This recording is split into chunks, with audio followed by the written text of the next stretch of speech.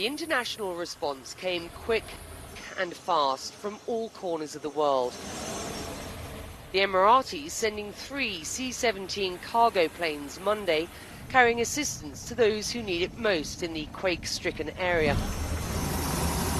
My team boarded one of those flights, headed to the hard-hit epicenter in southern Turkey.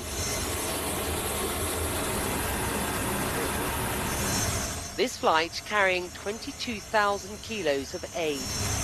These are all medical supplies: surgical isolation gowns, latex gloves, alcohol prep swabs. What else have we got around here? Intravenous infusions, and there is more to come before we take off around about 1 o'clock in the morning, which is about 45 minutes from now. There's also a couple of huge vehicles on here. Let me just take you down.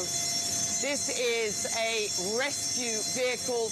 Both of these, as I understand it, are from the Dubai police. All of this on its way to Adana, where it will be deployed where it is needed most. The UAE establishing a field hospital, sending search and rescue teams over the coming hours, and, of course, these emergency supplies.